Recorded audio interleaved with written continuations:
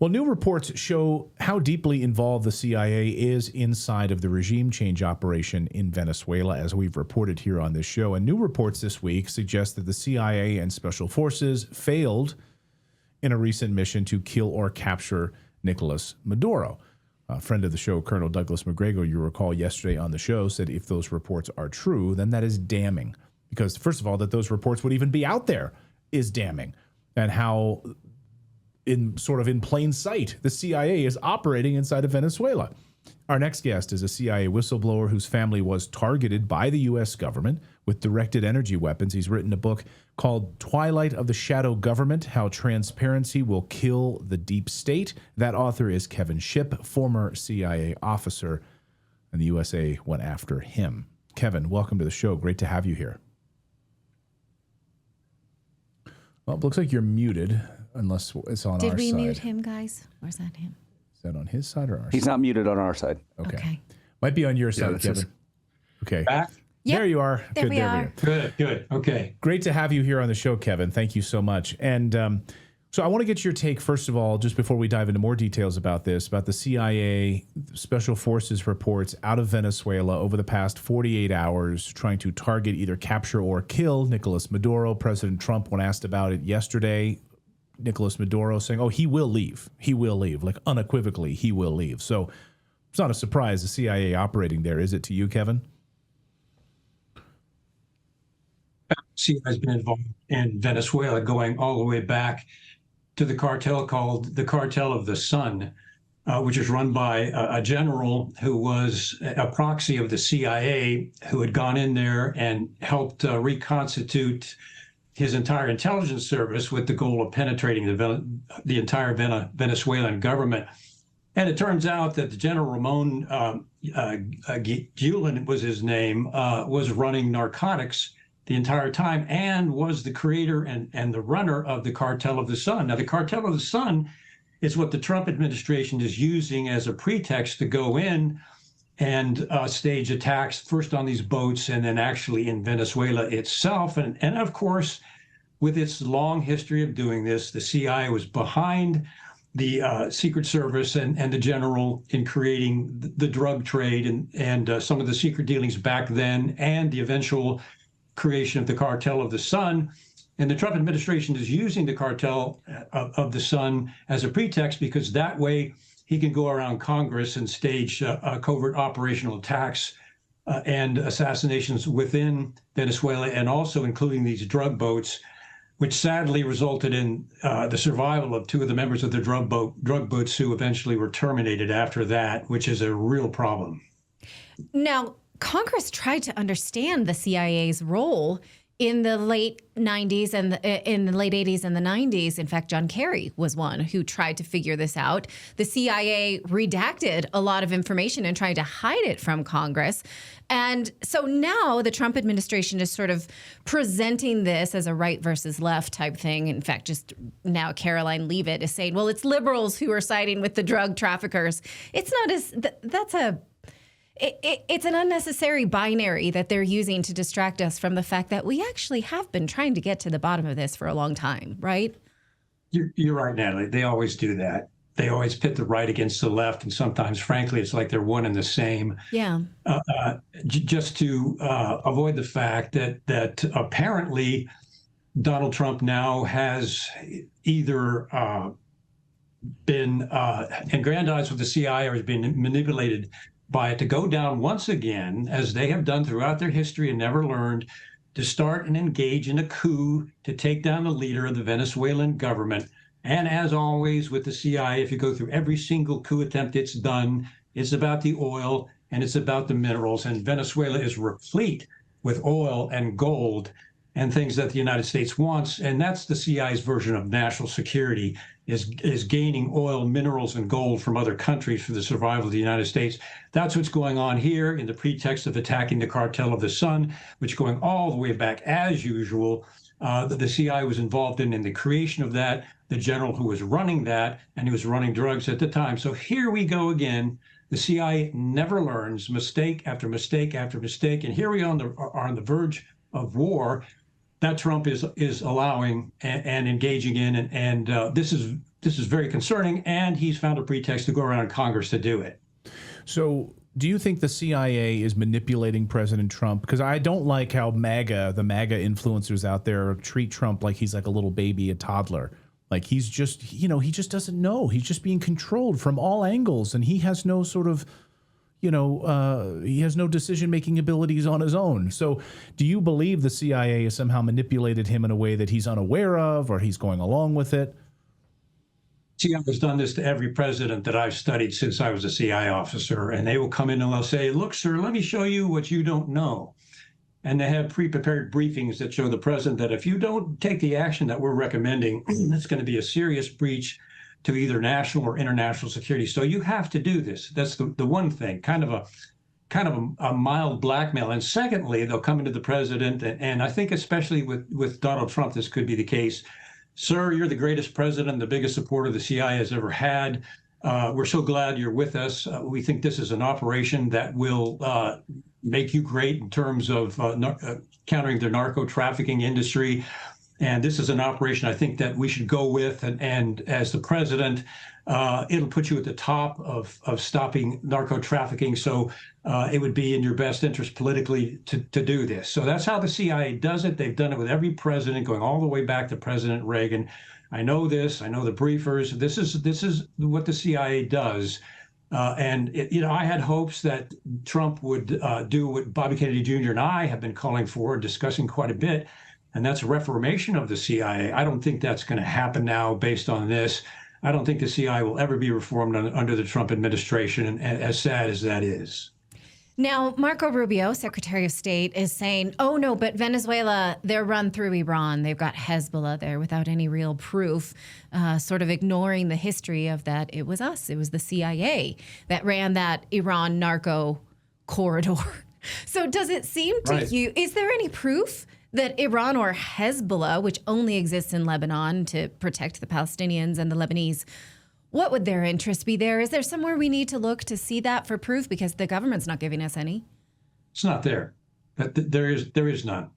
As a matter of fact, Venezuela, with its natural resources, the gold and the oil, doesn't need the drug trade to survive for its economy at all. And the Cartel of the Sun is kind of an under-corruption complex part of the Venezuelan secret intelligence and services and part of that lower part of government. And Maduro is not running it. He's not complicit in it, which they're trying to make it look like. No, there's no Iran footprint there at all. If anything, there's a CIA footprint that goes way back to the Cartel of the Sun. There's CIA officers, boots on the ground in Venezuela now. They've been there for some time. They've been there going all the way back to the Cartel of the Sun. And so this is another, by everything that we can tell so far about what we've found, it's another CIA coup, every one of which has backfired. And they want to go in there and they want to take the government over and they want to take the gold and the oil. That sounds simplistic, but if you go back to every single CIA coup, going all the way back to Iran, which the CIA did, responsible for the overturning of that government, this is their MO. It's their MO because it's who they are. It's what they've always done. And I have to say, too, many times these operations are done without the knowledge or behind the back of the CIA director, him or herself, which usually are political appointees. And I remember the scuttlebutt talk inside that, well, they'll be here 4 years, so let's just kind of work around them. Both Director Woolsey, who I served under, and also Mike Pompeo, both came out and said that they knew the CIA was engaging in operations that they didn't even know about. So this is the CIA that I and others have been calling to be reformed. It is running many of its own classified programs, even without the knowledge of its own director. Maybe you can help explain, Kevin, your deep knowledge of this. We interviewed Jordan Godreau on the show a few maybe months ago before he went missing. Unfortunately, from our understanding, he's safe, but he is, he's now wanted for exposing the truth of what happened in the first Trump administration with Venezuela. He explained that he was brought into the White House as a member of the Special Forces, a Green Beret, to lead an operation for regime change in Venezuela, with a lot of his Special Forces troops who moved on this. They were then blocked by the CIA, and a number of his men died. So the CIA got in the way of what the White House was trying to do. A lot of these special forces were killed That was then, this is now. What do you think the difference is here between what the CIA did before and what they're doing now? Well, obviously, there was a conflict between those two forces. The CIA had its own agenda in overtaking that country and continuing to allow the drug trade to go on. And the CIA, as you guys know as well as anybody, has been involved in traveling, trading in drugs, going all the way back to Laos and the Golden Triangle, all the way up to Iran-Contra. The CIA has allowed running of drugs for the excuse of either communism or now narco-terrorism. And they've also been linked to the torture and killing of Kiki Camarena, who was about to blow the whistle on the CIA's drug running in Nicaragua. So you've got the CIA and its dark operations coming against perhaps some special spec ops guys that were going in there for a different reason, and then the CIA could not control them. And of course, sparks are going to fly there. Can I ask you, just as a follow-up on that, and then what's going on inside the Trump administration? Earlier, we were reporting on some of these new reports that are coming out that there's really a deep state coup trying to take out Pete Hegseth as the Secretary of War. And, you know, again, this report's coming from like Laura Loomer and others. So what do you make of these reports? Is there any truth to that, or do you see this as more propaganda? I don't think it's anything really concrete. I think it's a coup amongst the workforce. I know that many in the Pentagon are extremely upset with Pete Hegseth and how he's running the place, since he commanded all the generals to come back and watch him trot around on the stage and try to teach them how to do their business and how to lose weight. So you go with the Pentagon with these war-hardened generals and troops, and you've got Hegseth come in, which really doesn't have the level of expertise, in my opinion, to do this. And they're really upset about it. They want to get rid of him. There's no question about that. I don't know if you'd call that a coup. I'd say it's a coup in morale inside the Pentagon.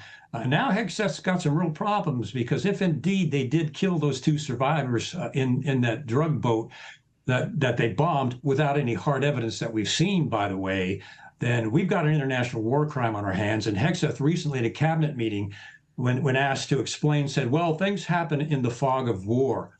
Well, we all know that when you have to use the term fog of war, you're covering up some kind of criminal activity and making an excuse for why that happened. So I think it's a coup of morale that's going on within the CIA. You know, it is so compartmented. Ratcliffe, bless his heart, I think he was a good choice. But once again, I don't think he's going to be able to make any changes. He fired 1,200 employees involved in DEI, which is a good move. But that's it. That was a window dressing. As far as a coup inside the CIA, I don't have any hard evidence of that. I haven't even heard rumors of that. So I think the opposite may be possible, that inside the CIA, they're hey, here's a president that's going to let us operate again and go in and do a coup, and we'll get more funding again because of this, which is the goal. And more than anything else, will satisfy the CIA's ultimate national security goal, their version of oil, gold, for the strength of the United States. Now, something I learned from the research of Alfred McCoy was that the CIA used U.S. aid in the drug trade. It was very much a tit for tat. Here's some rice in exchange for your drugs. A lot of that's the way it happened in Asia. And so I thought, maybe naively at the beginning of the Trump administration, that handicapping U.S. aid might be a way to handicap the CIA, but it doesn't. That was a speed bump, right? Was I naive to think that? If you read Twilight of the Shadow Government, which I wrote at some risk, and I wrote it in such a way that the CIA couldn't stop it for obvious reasons, they blacked out, redacted things in my last book that were illegal. They shouldn't have done it, and it wasn't classified. So I saw that coming. So when I wrote Twilight of the Shadow Government, I wrote it in such a way I gave the CIA 3 months to sit on it, knowing that they were going to try to stop it. And then I went ahead and published it so that the world could see what they do, including drug trafficking and funding illegal operations using arms running and gun running that Congress didn't even know about. It's a dirty organization on the operational side. Now, 80% of CIA employees are good people, good patriotic people, just providing for their families. It's the 20% in the upper level, the coup planners and the others who do not believe, even by Pompeo's own admission, they don't believe in the U.S. Constitution. They believe in the expansion and the power of the CIA as the true savior of national security. It's a narcissistic point of view that these people hold. I was on the 7th floor during Iran-Contra on William Casey's detail. I've seen that firsthand. The CIA has got to be reformed, but the only way it's going to happen, as I've said on many interviews, is the American people rise up and demand that their congressmen and senators order reform of the CIA and more hearings. And if the congressmen and senators, many who are in the pocket of the CIA, if they don't, vote them out. Clayton and I are just dueling orders. Like, why haven't we read this book? Yeah, no, we're literally buying your book as we speak. As you're speaking. Kevin, I'd love to have you back for a deep dive because, I mean, maybe you can just kind of briefly tell our audience here your experience and when you were targeted with directed energy weapons or energy weapons by the CIA, the government coming after you specifically. For people out there who are like, the directed energy weapons don't exist, what say you?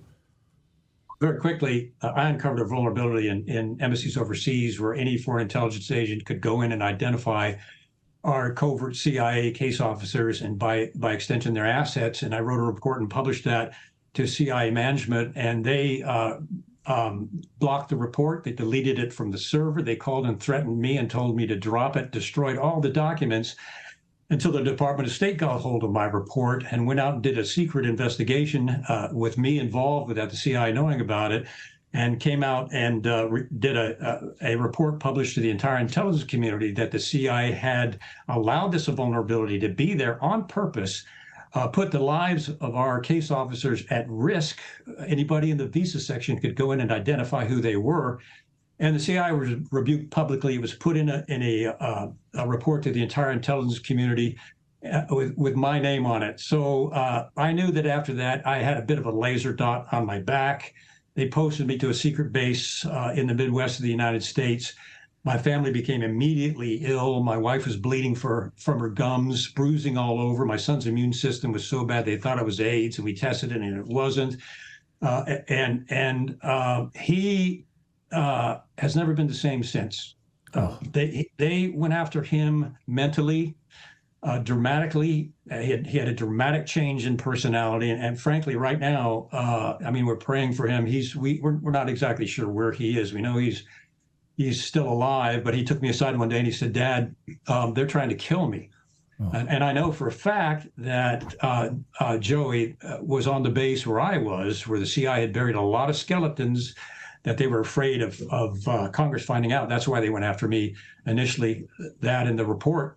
Well, Joey had snuck out at night and gone into some of their facilities without them knowing about it and seen some of the things. So they went after him with a vengeance. They ran him up, they tailed him, ran him off the road.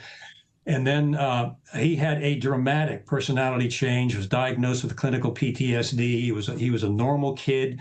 He wanted to grow up like his dad and be a cop or a federal agent someday, and now he has a completely different personality. So did I see a directed energy weapon hit my son or my family? No, but the symptoms are there, and you have to ask yourself, why did the CIA know directed energy weapons existed in the first place when they came out and said, well, this may be what they're experiencing in this embassy? Well, how did you know that even existed? In any event, something was done to my oldest son, it was something to that effect. I don't go out there publicly and say my son was hit with a directed energy weapon, because I'm an evidence guy, as a former analyst and intelligence collector. But they did something to him, and they hit him with something, and we'll just leave it at that. Now, as a father, to see them do that to your son, of course, that explains some of my commitment and lack of fear about what the CIA is going to do or try to do to silence me, in that they need to be reformed, broken apart, because there are whistleblowers people don't even know about, CIA whistleblowers that have been destroyed and eliminated. And the CIA uses the power of secrecy. And in one chapter of my last book, before Twilight of the Shadow Government, I call it the tyranny of secrecy. The CIA rules by secrecy. It rules Congress. It rules the president. In the Epstein case, with the intelligence connection with Israel and the CIA, if any of that, and I'm sure it is classified, we'll never see it. It'll never see the light of day, because the CIA has classified it and buried away, and not even Congress or the Gang of Eight can see it. So it is time for their reform, but it's going to be up to the American people to do that. Horrible, horrible story, Kevin. Thank you for your bravery and sharing it with us. Like I said, I'd love to have you back on the show and we can spend more than an hour or so and just really deep diving all of your experiences at the CIA more deeply. The book is called Twilight of the Shadow Government: How Transparency Will Kill the Deep State. Natalie and I both just bought it. I'm going to have my own copy so she can't touch it. And I'll have my I'm going own. to stamp it with my "This Book Belongs To." Yeah, my own highlights, my own highlighter. Kevin, great to see you. Sorry for what your family's gone through. Thank you for your bravery and your truth telling, and we'll hope to have you back soon. Thank you so much. Thank you, guys. Thanks, Kevin.